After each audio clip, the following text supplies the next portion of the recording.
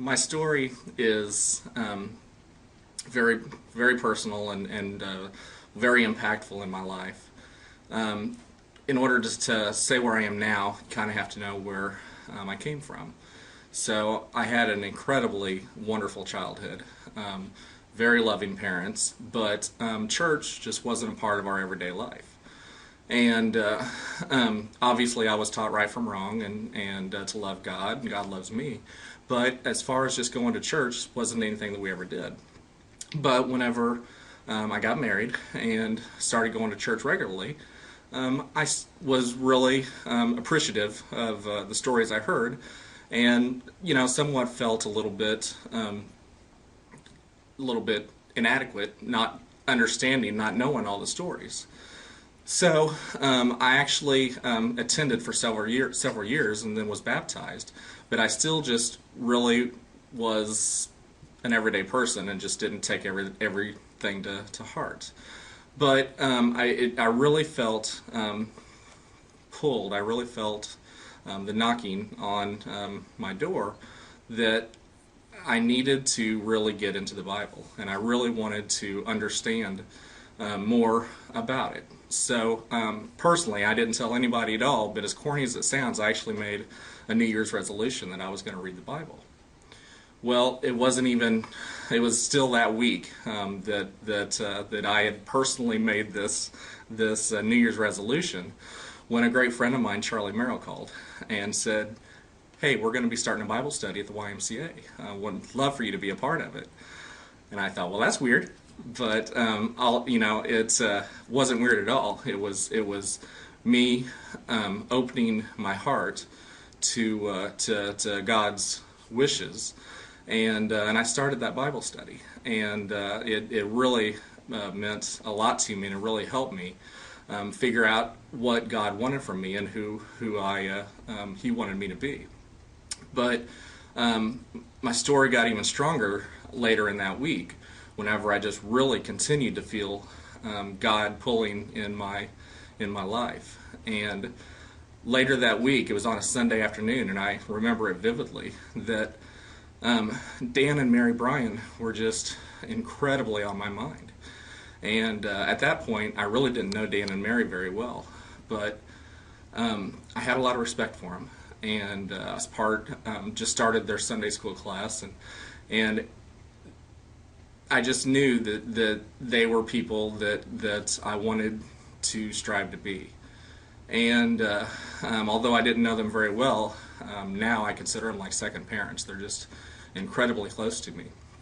But that Sunday afternoon, they were just incredibly on my mind, and I just felt like I had to write a letter. So I just started laying everything out. It just started flowing out of me, and writing everything down. And 4 pages later, I ended up with I just felt peace after I had written everything. And I put it in the mail, and was driving home, and I just was thinking about the week that I had that I started the Bible study, and I felt compelled to write this letter, and I just kind of knew at that point.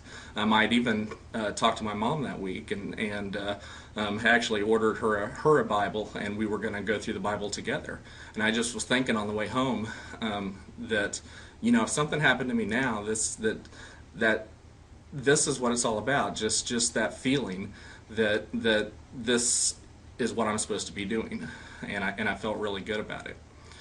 The true miracle happened a few days later. I saw Dan actually on Tuesday in Jefferson City at a legislative day, and Dan didn't mention anything about the letter, and I mailed this in town Sunday night, and I thought, well, that's really strange. He didn't say anything about the letter, but I dismissed it. But the following Sunday at church, Dan came up to me and very emotional, saying that he had received the letter, and how much it actually meant to him and Mary.